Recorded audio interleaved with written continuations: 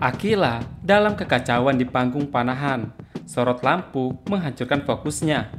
Suasana pensi yang semula meriah tiba-tiba berubah menjadi mencekam dan menegangkan.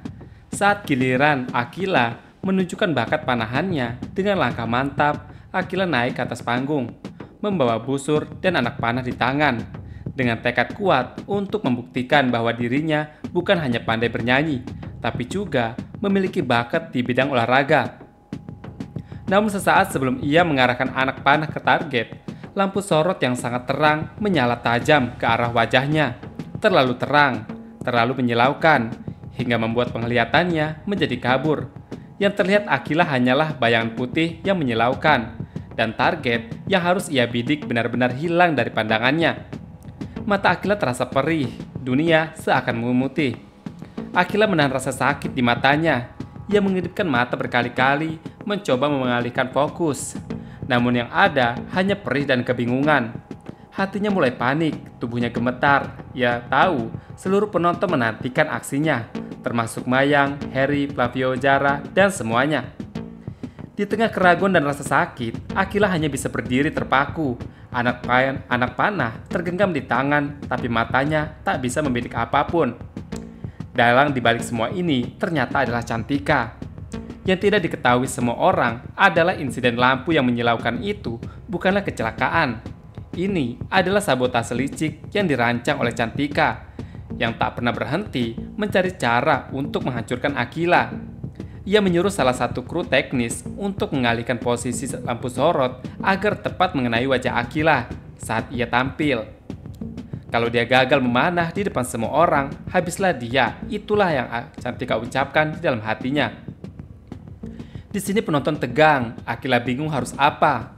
Penonton mulai berbisik, beberapa terlihat bingung, bahkan cemas. Mayang berdiri di tempat duduknya, mencoba melihat apa yang terjadi. Harry yang berada tak jauh dari panggung, langsung merasa ada yang tidak beres. Ia melihat ekspresi Akila yang menahan rasa sakit dan panik. Dan tanpa pikir panjang, ia segera bergerak. Akila bertahan dengan tekad di sini. Meski kesakitan, meski tak bisa melihat dengan jelas, Akila mencoba bertahan. Ia ingin tujuan naik ke atas panggung, membuktikan pada dunia bahwa ia bisa, bahwa semua perjuangan dan rasa sakitnya tak sia-sia. Namun di sini, apakah Akila bisa mengatasi kondisi matanya dan tetap memanah dengan baik? Dan apakah Harry akan cepat menyadari bahwa ini adalah sabotase dan menyelamatkannya tepat waktu? Panggung kini bukan hanya tempat untuk bakat, tapi juga arena pertarungan batin, kesakitan, dan keberanian Akila melawan serangan tersembunyi dari musuh dalam selimut. Saat itu, panggung pensi mendadak sunyi. Semua mata penonton tertuju pada Akila yang berdiri di tengah panggung dengan busur dan anak panah di tangan. Wajahnya tampak cemas, pandangannya kosong, matanya perih dengan kabur karena lampu sorot yang sengaja diarahkan ke wajahnya. Ia tak bisa melihat dengan jelas. Lampu sorot itu bukanlah kebetulan, karena di balik semua itu adalah Cantika yang menyusun rencana jahat dengan meminta salah satu kru pensi menaikkan intensitas lampu. Dan sudah jelas tujuannya adalah untuk mengacaukan penampilan Akila dan menjadikan Akila bahan tertawaan. Di sini, di balik panggung, Harry memantau situasi dengan tajam. Ia menyadari adanya kejanggalan ketika pencahayaan berubah menjadi drastis dan Akila tak kunjung melepaskan anak panahnya. Harry segera mengambil peran, membimbing Akila melalui earphone yang ia kenakan. Ia tak bisa membiarkan Akila terpuruk di hadapan semua orang. Ia tahu ini adalah momen besar dalam hidup Akila. Akila memejamkan mata, menenangkan diri, dan mulai mengandalkan ingatan serta instingnya. Ia menarik nafas dengan panjang, merasakan kembali semua latihan dan pengalaman yang pernah ia jalani bersama Harry. Perlahan, ia menarik anak panah dan mengarahkan busurnya dengan penuh keyakinan, meski semua itu dengan ia terpejam. Panah itu dilepaskan dalam hitungan detik, suara keras terdengar dari papan target. Anak panah menancap nyaris di tengah dan sebuah tembakan yang mengejutkan semua orang. Sorak-sorai penonton pecah memenuhi ruangan tersebut. Akila berdiri terpaku, tak menyangka ia bisa melakukan di tengah kekacauan itu. Di belakangnya Harry menyaksikan semuanya dengan tenang. Ia tahu Aquila baru saja membuktikan sesuatu bukan hanya kepada dunia, tapi juga kepada dirinya sendiri, bahwa keteguhan hati dan keberanian bisa mengalahkan jebakan sejahat apapun. Tanpa banyak kata, Harry telah menjadi pemandu diam-diam yang mengantarkan Aquila menuju kemenangan yang berharga. Di sisi lain, Cantika yang di sini duduk di kerumunan penonton, wajahnya menegang, matanya tak berkedip menatap panggung. Ia menunggu kegagalan Aquila, menanti detik di mana Aquila akan dipermalukan di hadapan seluruh siswa dan guru-guru. Ia pikir kali ini rencananya tak akan gagal seperti sebelumnya.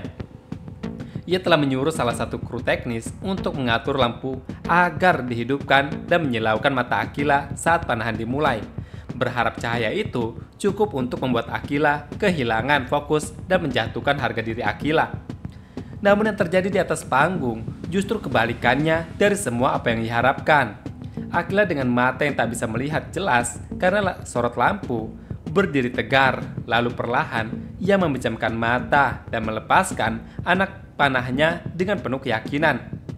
Semua penonton menahan napas hingga akhirnya di sini Aquila berhasil menjalankan tugasnya, yaitu tepat sasaran. Sorak-sorai penonton memenuhi ruangan, tepuk tangan, dan banyak orang kagum kepada Aquila. Dan wajah-wajah mereka terpesona menyambut keberhasilan Aquila. Ia telah mematahkan rencana jahat Cantika hanya dengan satu tembakan. Harry yang berdiri di belakang Aquila tampak tersenyum bangga, menyadari kekuatan luar biasa dalam diri Aquila yang selama ini ia lindungi. Cantika di sini menggertakkan gigi, dadanya dipenuhi dengan kemarahan, rasa frustasi, karena semua usaha dari sabotase pakaian, pengacakan suara piano, merusak mikrofon hingga trik pencahayaan, berakhir sia-sia. Dan yang paling menyakitkan baginya adalah melihat Harry, yang seharusnya ia miliki, kini menatap Aquila dengan penuh kagum, pandangannya tak pernah ia dapatkan. Kekesalan di wajah Cantika berubah menjadi dendam yang semakin dalam.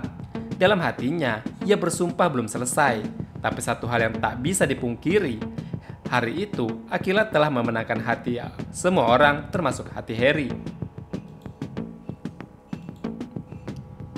Di sisi lain, Mayang berdiri di antara para penonton, matanya berkaca-kaca saat melihat putrinya berdiri tegak di atas panggung. Busur panah masih tergenggam di tangan Aquila. Ia nyaris tak percaya dengan apa yang baru saja terjadi. Di tengah sorotan lampu yang menyilaukan, tekanan dari penonton, dan segala kemungkinan yang bisa menggoyahkan mental anak seusia Aquila, putrinya justru menunjukkan keberanian yang sangat luar biasa.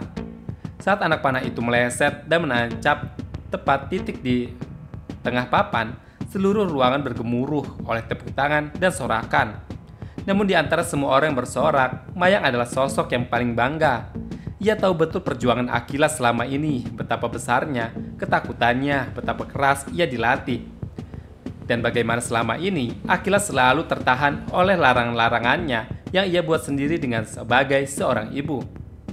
Kini melihat Aquila bisa membuktikan diri bukan hanya sebagai gadis yang penuh potensi, tapi juga sebagai seseorang yang sanggup melawan rintangan dengan caranya sendiri, membuat dada Mayang terasa hangat dan penuh haru. Ia akhirnya sadar putrinya telah tumbuh menjadi sosok yang kuat, berdiri dengan berani dan bersinar di hadapan dunia.